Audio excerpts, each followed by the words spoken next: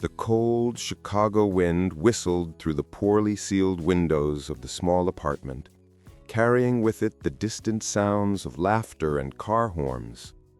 Isabella stirred the pot of soup, the smell of garlic and basil mixing with the tension that hung in the air.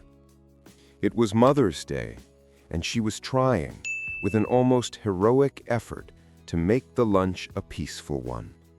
Her mother, Maria, watched in silence, her tearful eyes reflecting the weight of years and unspoken secrets.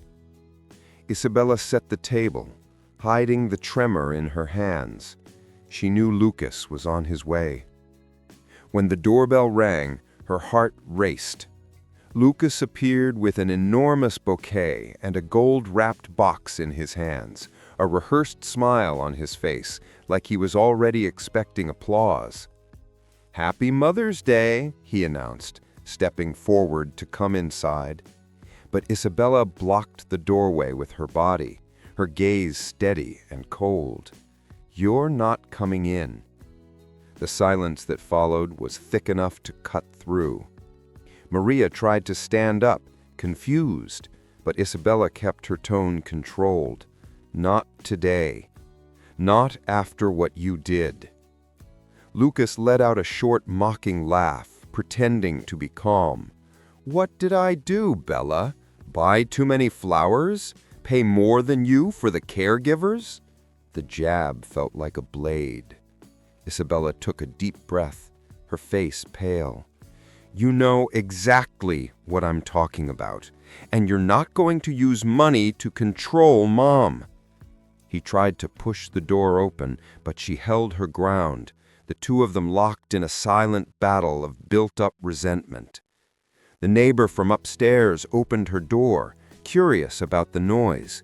The argument spread through the hallway like wildfire. Lucas, furious, only backed away when Maria began to cry. "You've become bitter, Isabella," he said, before turning his back and stomping down the stairs. Isabella closed the door slowly, leaning her forehead against the wood, trying to hold back the tears threatening to fall. The clock in the living room struck noon. The smell of soup now seemed nauseating. Isabella returned to the kitchen and turned off the stove, feeling the emptiness echo in the pots. Maria whispered softly, "Why did you do that, sweetheart?" But Isabella only replied, "Because I have to protect you, even if you don't understand right now." And in that moment, she realized that, to the rest of the family, she had become the villain in her own home. Have you ever had to make a difficult decision for someone you love? Before you find out what Isabella will uncover about her brother, make sure to hit that subscribe button and turn on notifications. Here, every story will make you feel and make you think about what love is capable of hiding.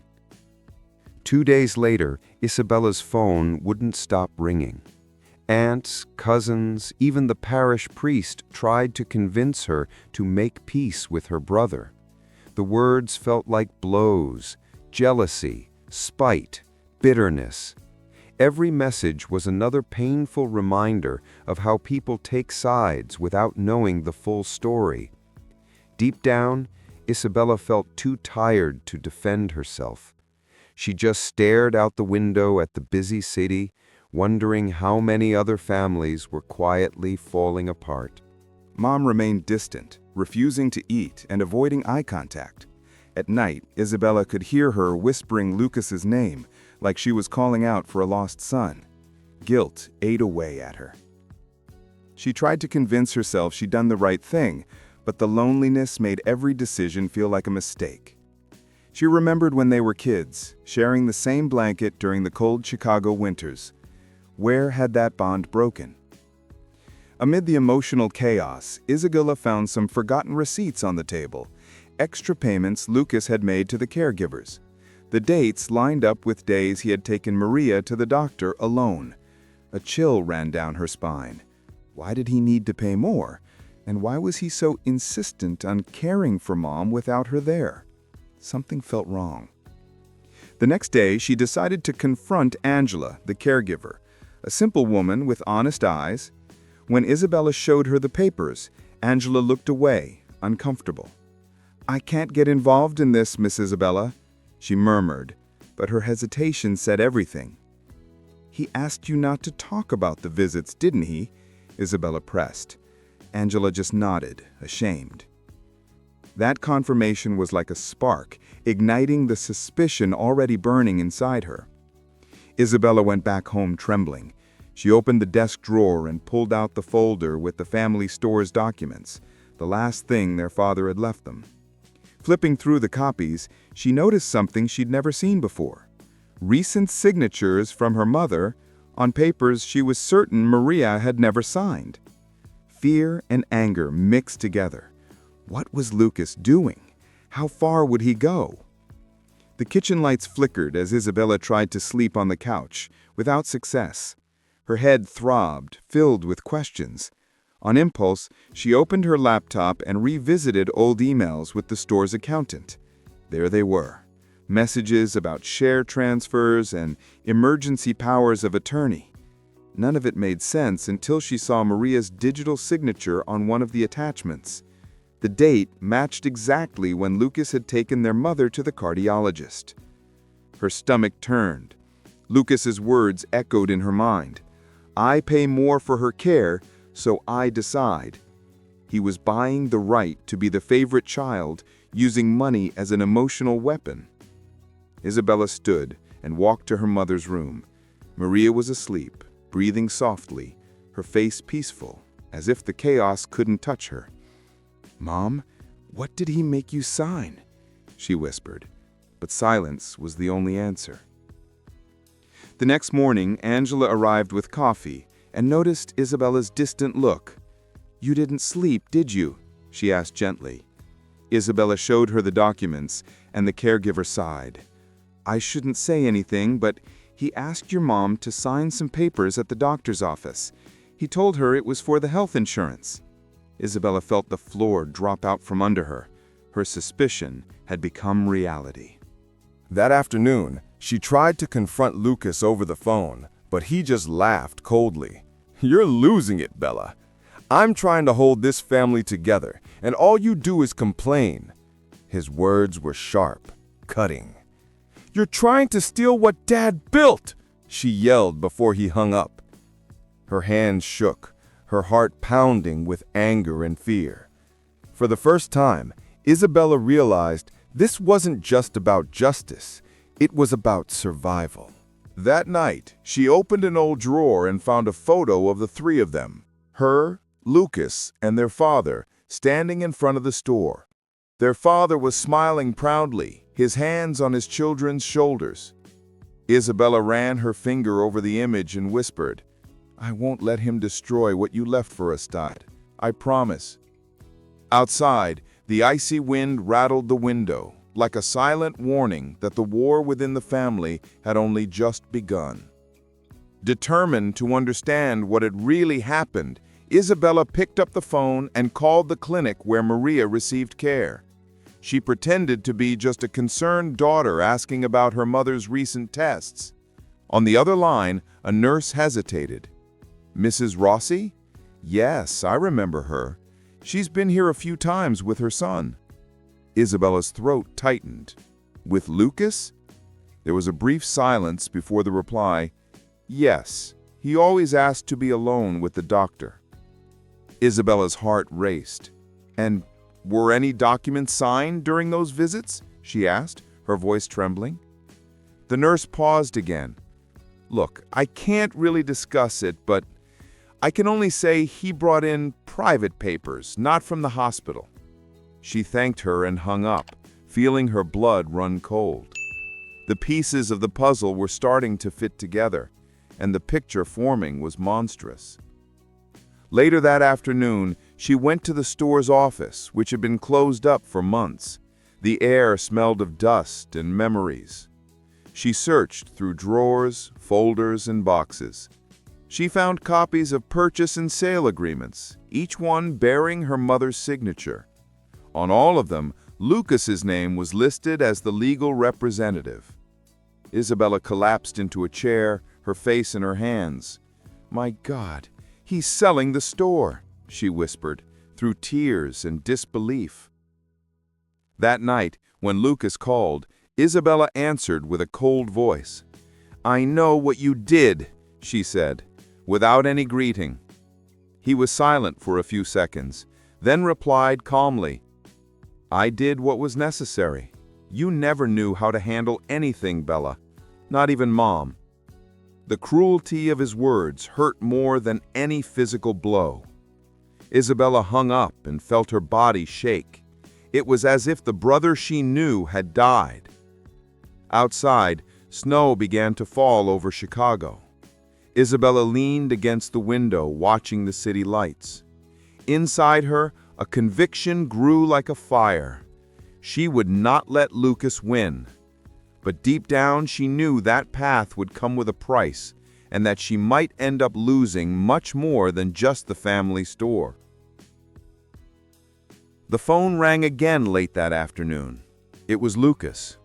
His voice was a little too calm, which only made Isabella angrier.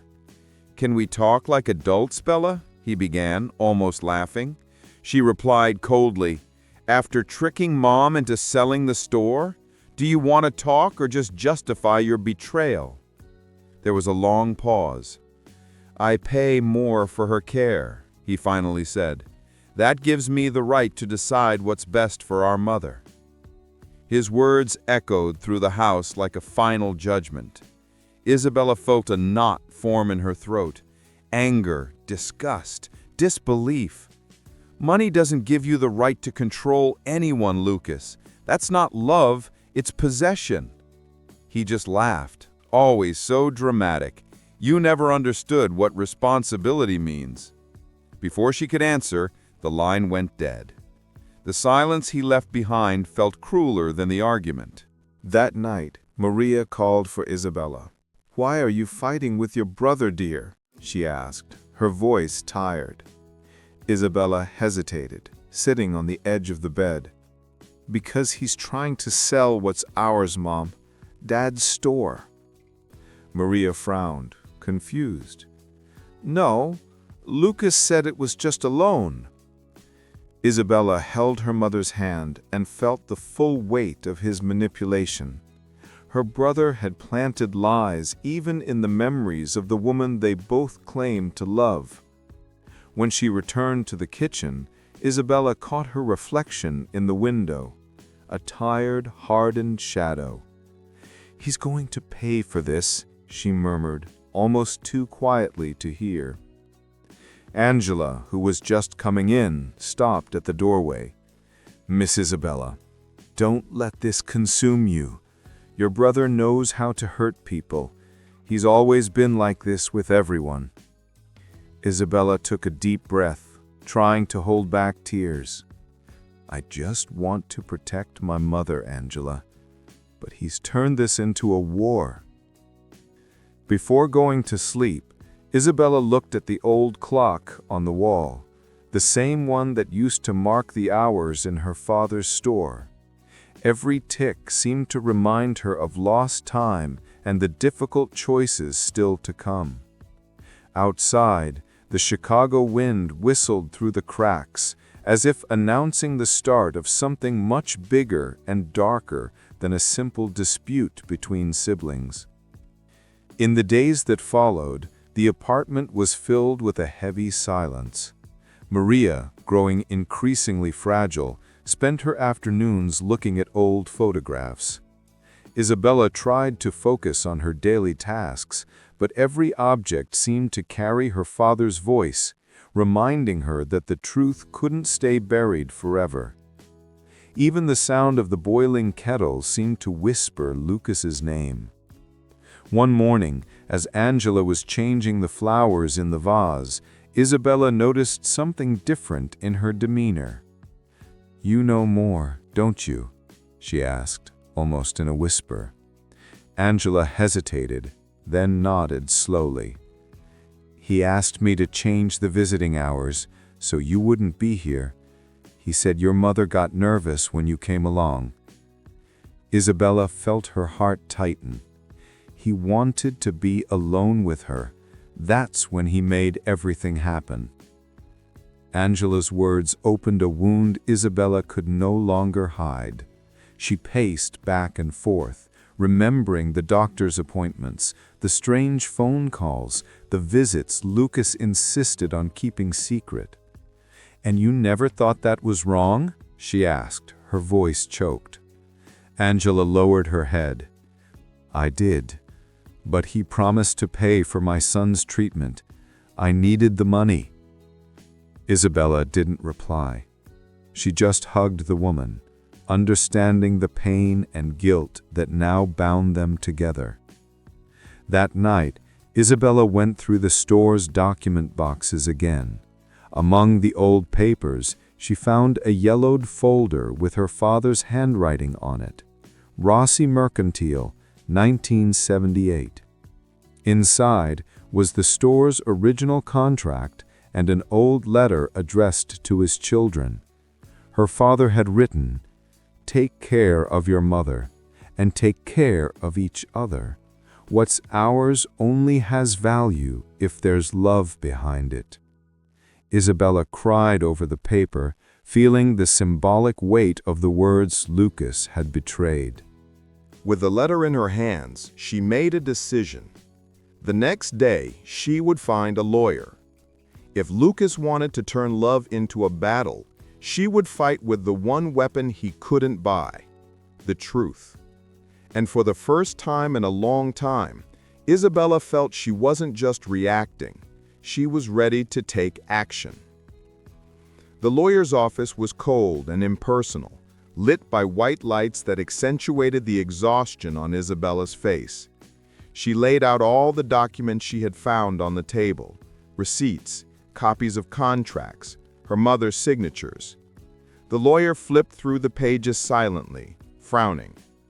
"These signatures, they look authentic, but the dates and circumstances are questionable," he said, analyzing them carefully.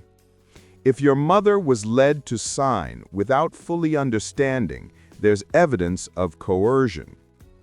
Isabella nodded, her heart tightening. He took advantage of her illness. He pretended to care just to gain control. The lawyer took a deep breath. "You can file a lawsuit, but you should know this will divide your family. Are you prepared for that?" Isabella looked out the window, the reflection of the city blending with her own face. "She's all I have left, and I can't let him destroy what's left of her." On the way home, snow began to fall.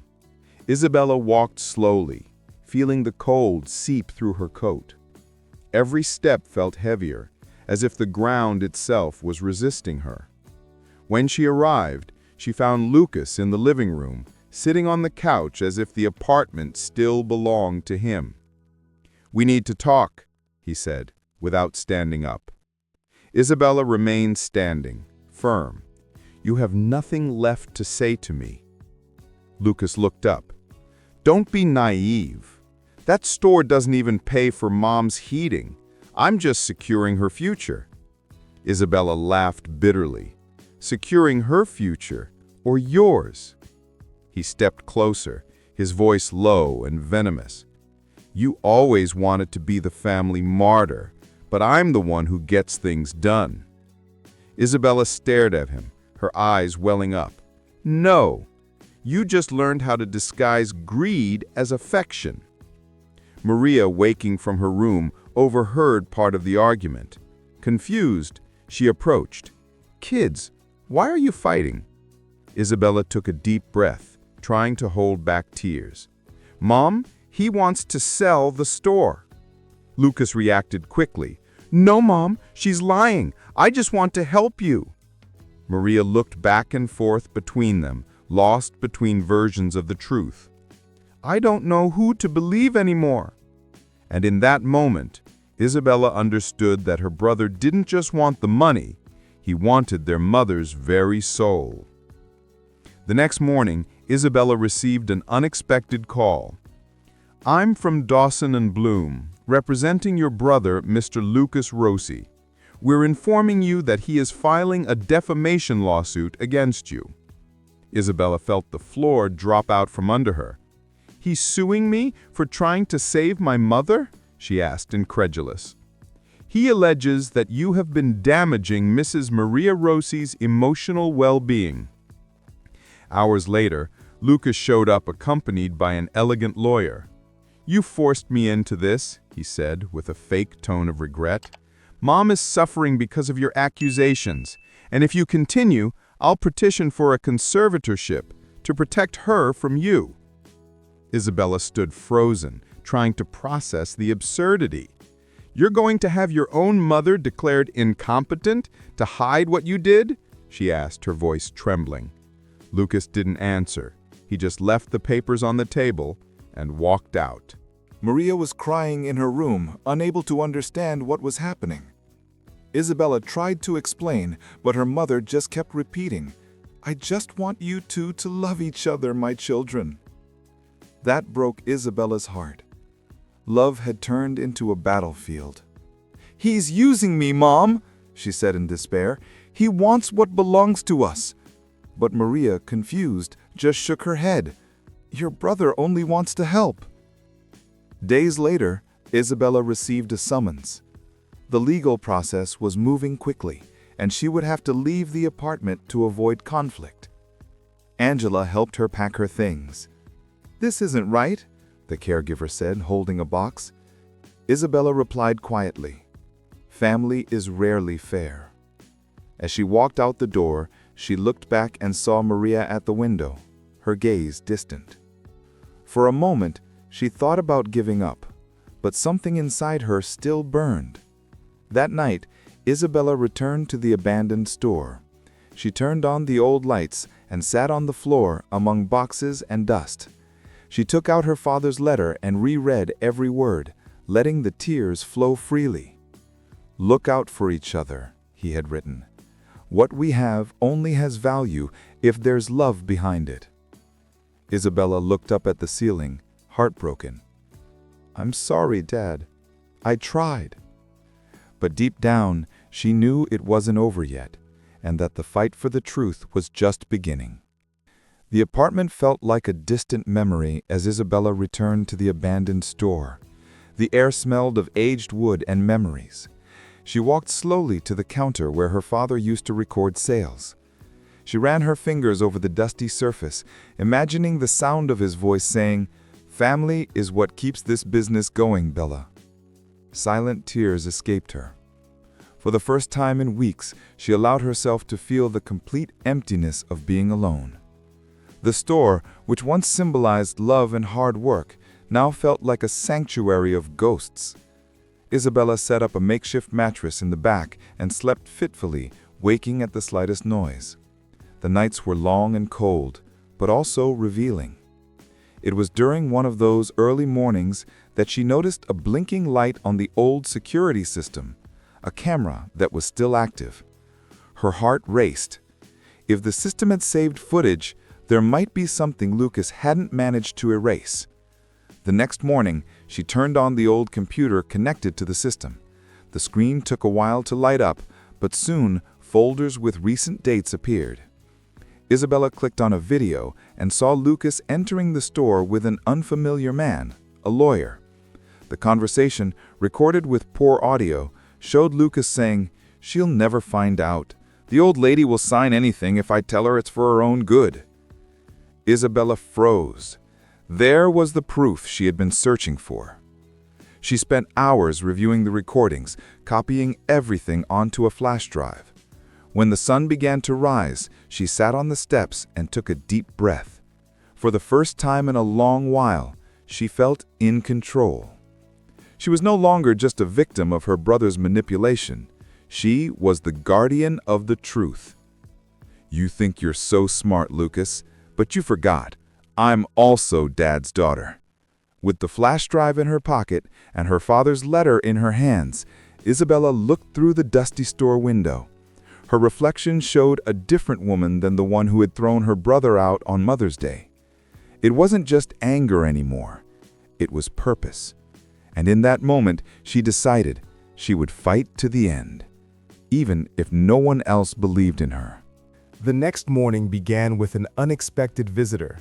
Angela knocked on the store's door, carrying a bag and a nervous look. "I couldn't sleep," she confessed. "He called me yesterday, said if I testify in your favor, he'll ruin my life." Isabella led her to a chair and offered coffee. "You don't need to be afraid. I found evidence. I have everything recorded." Angela looked at her in surprise. "Evidence?" Isabella nodded, showing her the flash drive. "He basically confessed." Together, they spent the day reviewing the recordings and gathering documents. Each new file reinforced the story of manipulation Lucas had carefully and cruelly built. "You need to take this to a lawyer," Angela said, worried. "He can't keep pretending to be the hero." Isabella agreed, "But I want everything to come out at once. No chance for him to erase anything." The following afternoon, Isabella met again with the lawyer who had listened to her before. She showed him the recordings, receipts, and contracts. He remained silent for a few minutes, impressed. "This changes everything, Isabella. With this material, you don't just defend yourself, you dismantle his entire case." She felt a mix of relief and fear. "But the price will be high, won't it?" He responded, "It will, but now the truth is on your side." As the lawsuit began to take shape, Isabella visited her mother at the hospital, where Maria had been admitted for tests. Her mother's gaze was distant but calm. "Mom," Isabella said, holding her hand, "I never wanted to fight with Lucas. I just wanted to protect what Dad left us." Maria smiled weakly, tired. "I know, dear. One day he'll understand too." Those words echoed deeply within Isabella like a prayer. Leaving the hospital, she looked up at Chicago's gray sky and felt the weight of the battle still to come. The evidence was in her hands, but the emotional cost would be devastating. Isabella knew that when everything came to light, the family would never be the same. Still, deep down, she carried a quiet certainty. Finally, the truth would speak, and silence would no longer protect her. The courtroom was quiet, with the air conditioning humming softly and footsteps echoing on the marble floor. Isabella sat in the front row, her hands sweaty, her heart racing. Up front, Lucas was talking with his lawyer, displaying the same arrogant confidence as always. He glanced at her briefly, with a smile that seemed to say, "You don't stand a chance." Isabella looked away, clutching the flash drive in her pocket like a loaded weapon. The judge entered and everyone rose. The hearing began. Lucas spoke first, eloquent, convincing, a perfect performance. He painted Isabella as an unstable, jealous woman, unable to accept that he could care for their mother better than she could. Every word felt like a blow, and every glance from the spectators felt like a silent judgment. Isabella felt the knot in her throat tighten, but she remained steady. It was time to let the facts speak for her. When it was her turn, Isabella's lawyer presented the evidence. First the receipts, then the contract copies, finally the recordings. Lucas's voice echoed through the room. "The old lady will sign anything if I tell her it's for her own good." A murmur spread through the courtroom. Lucas's expression changed. His smile vanished, replaced by contained panic. Isabella watched him silently, without anger, just with the strange sense of delayed justice. The judge asked for the recording to be played again, this time louder. Lucas tried to interrupt, but his own lawyer held him back. With every word played, the image of the devoted son crumbled. Angela was called to testify and confirmed the manipulations, tears in her eyes. "I was scared, but she was telling the truth all along," she confessed, pointing to Isabella. When the hearing ended, the judge announced he would halt the store's sale and open an investigation for fraud and abuse of power. Lucas hurried out without looking at her. Isabella remained seated for a moment, taking deep breaths. There was no joy, just a deep weariness. Outside, it began to snow. The same cold as on Mother's Day, but now it felt cleansing. She lifted her face and let the flakes melt on her tears. Finally, the truth had been heard. The following days were quiet. The lawsuit moved forward, and Lucas had disappeared from the family sight. Isabella continued visiting Maria in the hospital, but her mother seemed to be fading slowly. The stress of the fight had taken its toll. Sometimes Maria would mix up names, calling Isabella "my little girl" and asking where her husband was. Isabella would answer with tenderness, even though each word pained her heart. One afternoon, the doctor called her into the hallway. "Your mother is stable, but her emotional state is very fragile. She needs peace, Isabella." It sounded like a verdict. Peace, exactly what the war between siblings had stolen. Isabella returned to the room and held her sleeping mother's hand. "It's over, Mom. I promise it's over." But she knew that ending the dispute wouldn't bring back what the conflict had destroyed. Meanwhile, the local press discreetly covered the case. Son manipulates elderly mother to sell family property. Neighbors whispered. Some congratulated her, others avoided her. Isabella didn't care. She walked through the city like someone who had survived a storm, quietly but still standing. On a cold night, she received a call. It was Lucas. "Congratulations, Bella, you won." His voice sounded tired, broken. "But know that Mom won't forgive you. You took everything away from her." Isabella took a deep breath. "No, Lucas, I took everything away from you. Mom only lost what you stole." There was a long silence, then the sharp click of him hanging up. She stood there, looking at the phone, feeling no anger, just an emptiness that seemed endless. In the days that followed, Isabella began visiting the closed store again. She cleaned the shelves, organized boxes, trying to find peace in the routine. Sometimes she thought she heard her father whistling in the back of the shop like before. And it was there, among the dust and memories, that she understood the true pain of justice. It doesn't return what was lost, it only stops the destruction from continuing. And that was the most bitter victory of all. The months passed slowly, as if time itself were tired. With the case closed and the store officially in her name, Isabella decided to reopen the space. She took down the old curtains, painted the walls, and put flowers in the window display. The smell of fresh paint mixed with newly brewed coffee, bringing life back to a place that had only been a memory. Rossi Mercantile, since 1978, the restored sign read. But now the place would have a new purpose. She turned part of the store into a community center for family caregivers, people who, like her, had sacrificed everything to care for someone they loved.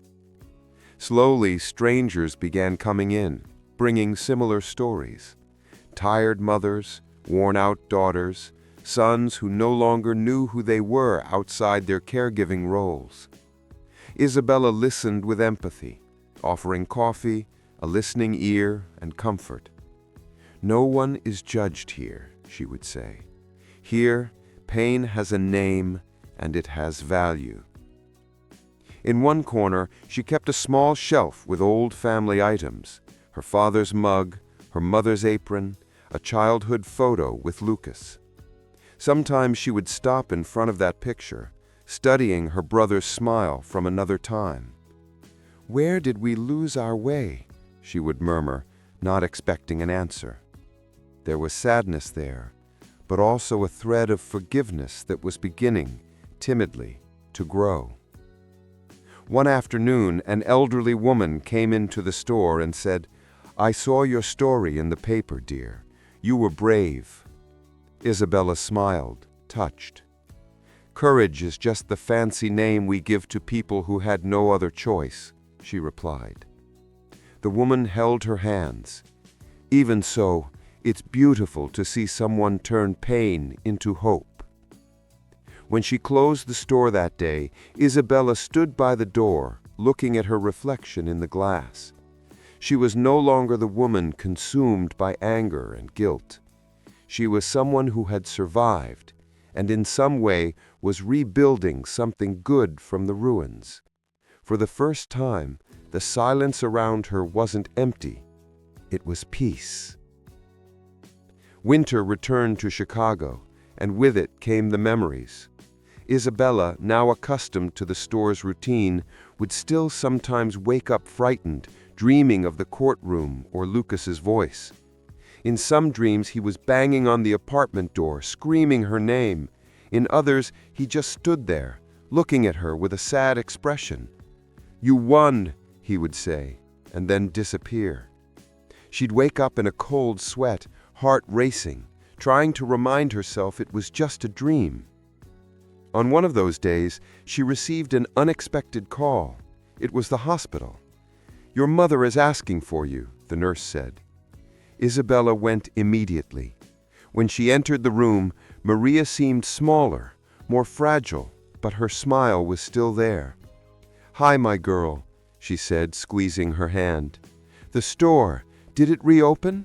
Isabella nodded, emotional. "It did, Mom, and now it's meant to help other people." Her mother smiled, her eyes glistening. "Your father would be proud." They talked for hours about the past, about her father, even about Lucas, though the name still brought pain.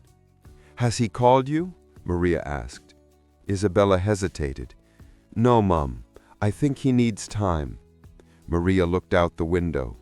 "Time heals, dear, but sometimes it also teaches us to accept what we can't change."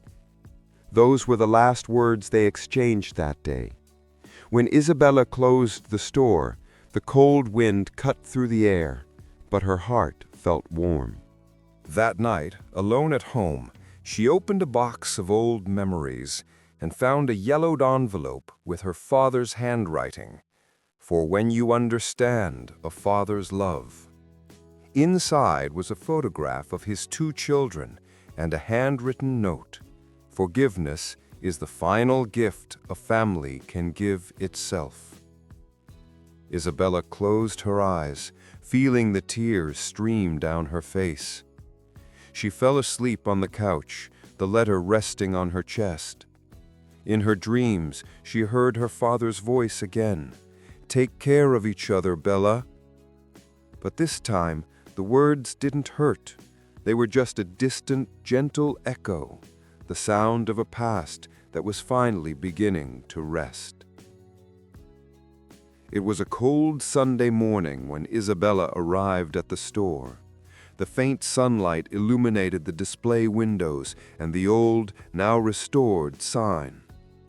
As she turned the key in the lock, something caught her attention: a white envelope carefully placed under the door. Her heart quickened. She picked up the envelope, noticing the familiar handwriting. "For Isabella." The penmanship was delicate, with small curves she'd recognized since childhood. Inside were a letter and a smaller note. Isabella sat down at the counter before opening them, feeling the symbolic weight of the moment. The letter was in her mother's handwriting. The first lines read, "My daughter, if you're reading this, it means time has passed faster than I would have liked. I know you always wanted to protect me, and how love can sometimes hurt when trying to do what's right. I watched you fight. I watched you lose your way, but I also watched you find yourself again." Isabella wiped her tears and kept reading. "Lucas wasn't born bad, dear. Money just magnified the fear he always carried, the fear of not being loved. Your father saw it in him and tried to make up for it, but the emptiness ran too deep. Take care of yourself, but if he ever comes to your door, don't close it, because forgiveness isn't about forgetting. It's about not letting hatred steal what love remains." The words felt like an embrace, both a farewell and a blessing.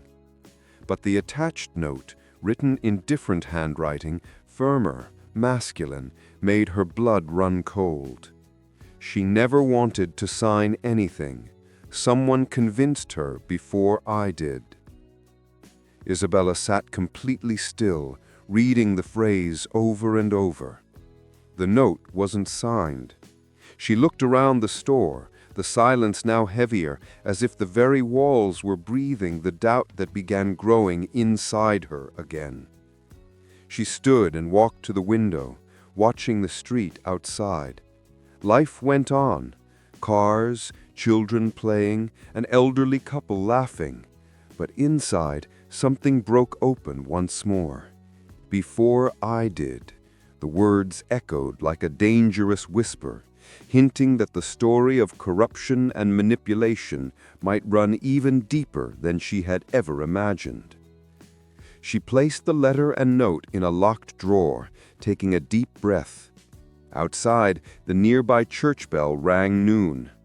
She smoothed her apron, straightened the door sign, and turned on the store lights. "Not today," she said quietly. "Today, I choose peace." And she opened the doors, welcoming the first customer with a serene smile, the kind of smile worn by someone who knows the pain might sleep, even if the past never truly rests. Sometimes the truth sets you free, but it almost always leaves scars. If this story resonated with you, subscribe now, because in the next video, you'll meet another family where love and pain walk hand in hand. And tell me in the comments, would you have done the same as Isabella?